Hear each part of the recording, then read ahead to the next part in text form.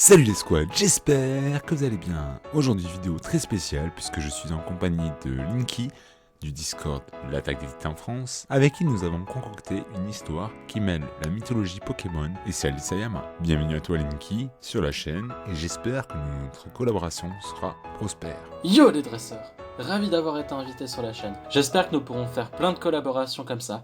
J'aimerais juste remercier Sakura Rose pour le chibi que vous voyez actuellement, son FB se trouvera en description. Et Rosero qui m'a beaucoup aidé pour le texte. Un grand merci à eux deux. Nous avons beaucoup travaillé cette vidéo et nous espérons sincèrement qu'elle vous plaira. C'est parti.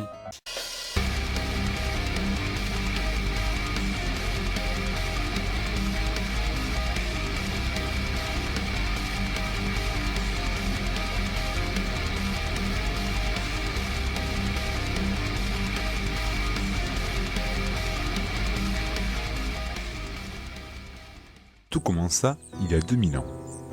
À l'aube des premières civilisations, alors que dû à la glaciation, celles-ci commencèrent à se sédentariser, l'humanité arriva à apprivoiser les premières espèces de Pokémon.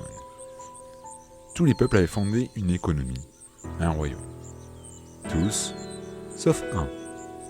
Le peuple qui sera nommé des années plus tard l'Empire Eldia. En effet, sur leur terre dormait un immense dragon, dont la puissance pouvait aisément être associée à un dieu. Les Eldiens n'arrivaient pas à s'installer sur ces terres, car au moindre changement dans l'écosystème, le dragon risquait de se réveiller et de raser les quelques habitations construites d'un hurlement. Puis un jour, une jeune fille naquit chez le peuple eldien. Elle se nomma Ymir Fritz. Ymir avait un don formidable. Elle était capable de ressentir les émotions et de communiquer avec les Pokémon comme s'ils étaient ses semblables. D'elle-même, elle alla trouver dans sa prime jeunesse l'immense dragon qui terrorisait les siens depuis des générations. Et plutôt que d'essayer de faire fuir l'imposante créature, elle s'assit à ses côtés et discuta avec elle durant de longues heures, forgeant ainsi une amitié indélébile avec lui. Touché d'avoir enfin une camarade, le dragon se mit au service d'Ymir et lui accorda un grand pouvoir, le pouvoir des titans, faisant d'elle le titan originel. Dès cet instant, le peuple d'Eldia reconnut Ymir comme digne souveraine. Durant ses 13 années de règne, elle utilisa son pouvoir et son Pokémon pour ériger des chemins, bâtir des châteaux et faire d'Eldia l'empire que l'on connaît actuellement. Au cours de ces quelques années, elle réussit à avoir une descendance, 2 filles, Rose et Sina Fritz. Par la suite, elle adopta une jeune orpheline qui, comme elle, avait le don de ressentir les émotions des Pokémon. Elle se prénommait Maria Reis. 13 ans après l'obtention de ses facultés, Ymir Fritz trouva la mort. Son pouvoir se divisa en 9. Ces 9 fragments furent nommés assaillant, originel, colossal, cuirassé, féminin, bestial, charrette, marteau d'armes et mâchoire. Ces derniers, à l'aide d'un chemin invisible, s'insérèrent dans des nouveau-nés eldiens, sauf 3 qui se greffèrent sur les 3 successeuses d'Ymir, qui avaient aussi hérité du dragon originel. Un seul de ces 3 fragments avait hérité du pouvoir de contrôle des titans de sa mère. C'était la jeune Reis, qui obtint le titan originel à la surprise de tout le monde, la cadette recevant, elle, l'assaillant, et l'aîné, le marteau d'armes. Ainsi, les étincelles de la jalousie commencèrent à embraser la famille. Cependant, étant donné qu'elle n'était qu'adoptée, les 2 Fritz furent enrôlées pour devenir reines à leur tour. Durant les 2 premières années, elles firent honneur à leur mère. Néanmoins, cela ne pouvait pas durer, car un conflit rongeait peu à peu le cœur des reines. Sina, la plus grande, était en quête de réalité. Elle voulait garder le pays dans un état stable, craignant qu'à force de s'agrandir, Eldia finirait par s'effondrer. La plus jeune sœur, Rose, quant à elle, était une idéaliste. Elle voulait étendre les terres d'Eldia, quitte à prendre quelques risques pour que tout le monde mange à sa faim. Mais un jour, le conflit éclata.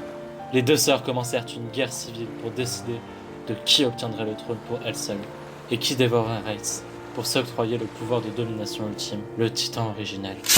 À l'aube de ce conflit, le dragon qui avait juré fidélité aux 2 souveraines ne pouvait pas choisir de camp. Il prit alors une décision radicale et, dans un hurlement d'agonie, se scinda en 2 entités distinctes. Reshiram, en quête de réalité, et Zekrom, à la recherche de son idéal.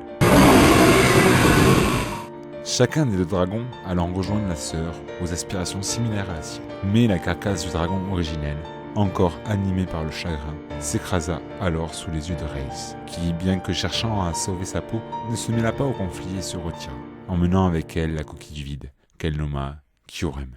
Durant ces années de guerre interminable auxquelles étaient mêlés humains et Pokémon de toute nation, les morts s'entassaient par milliers. Reiss ne pouvait qu'assister au drame, n'étant pas assez puissante pour contrôler le titan originel. Les années s'écoulèrent et à la fin des 13 ans des reines Fritz, le conflit cessa enfin. Les dragons, fatigués de se battre, se changèrent alors en galets et tombèrent dans un profond sommeil. Les reines réalisèrent alors l'étendue des dégâts.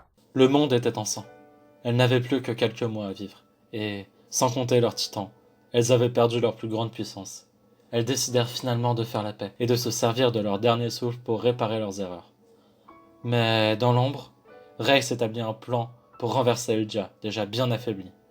Avec l'aide de la famille Tiber, détenteur du marteau d'armes, ils inventèrent un Héromar qui terrasserait les titans pour sauver son peuple de leurs tyrans.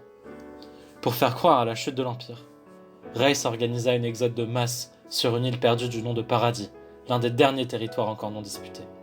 Elle se servit de Kyurem pour créer une voie gelée à travers l'océan, afin que les Eldiens puissent s'y aventurer sans bateau, et donc sans trace.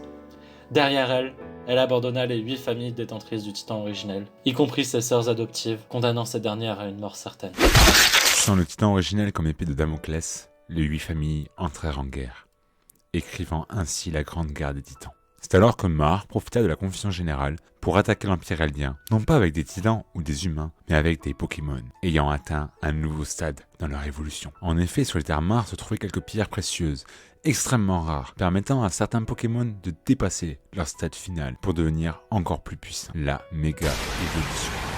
Il ne fit alors qu'une bouchée des titans, s'emparant de plusieurs titans primordiaux, au passage, pour couper les ponts à l'ennemi. Seule la famille Kyber, complice du roi, rejoint Mar. Du côté de l'île du Paradis, Reiss, arrivant au terme de ses 13 années, passa la main à l'un de ses 2 héritiers. Mais pour être sûr que sa volonté soit bien respectée, elle imposa un sceau, contrôlant ainsi l'esprit de son successeur. Ses derniers actes en tant que mère fut de nommer son autre fille, Fritz, en souvenir de sa mère et de ses 2 sœurs, pour qui elle éprouvait tout de même un certain remords. Le nouveau Reiss, secondé de Kyurem, se servit de son pouvoir de maîtrise des titans pour créer une multitude de colossaux qui formèrent 3 grands murs. Kyurem les figea alors tous dans la glace, érigeant des remparts infranchissables. Sina, Rose et Maria. Le nouveau roi exigea alors de Mar de stopper la guerre, où il libérerait la puissance des Kyurem, lui rendant son état de dragon originel et brisant les murs afin de provoquer le grand terrassement. Mar prit alors la décision de stopper le conflit, prenant contrôle du grand continent. Les Eldiens et tous les Pokémon alliés, étant restés sur le continent, furent emprisonnés et internés dans des camps tels des bêtes. Honteux d'avoir dû prendre des mesures aussi drastiques, le nouveau roi fit un pacte de non-agression. Il demanda à Kyurem de créer une immense grotte de glace sous une église dans l'enceinte du mur rose, puis le scella dans un objet nommé Planto ADN, qu'il enfouit quelque part dans ses lieux. Ainsi, seul celui qui hériterait de son titan saura où trouver le Pokémon. Mais il ne l'utilisera en aucun cas, préférant se donner la mort si jamais l'ennemi venait à arriver à ses portes. C'est ainsi que l'histoire du dragon originel et de l'Empire d'Eldia fut définitivement enterrée. Merci à vous d'avoir regardé cette vidéo, j'espère que l'idée de croiser Pokémon et Shingeki no Kyojin vous aura plu. En tout cas, nous on a kiffé écrire cette histoire.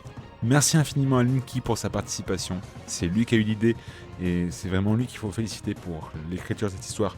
Parce que bien que je l'ai aidé, il était ultra motivé, il avait plein de choses à mettre dans cette histoire, plein d'idées, tout ça, donc c'est vraiment son idée.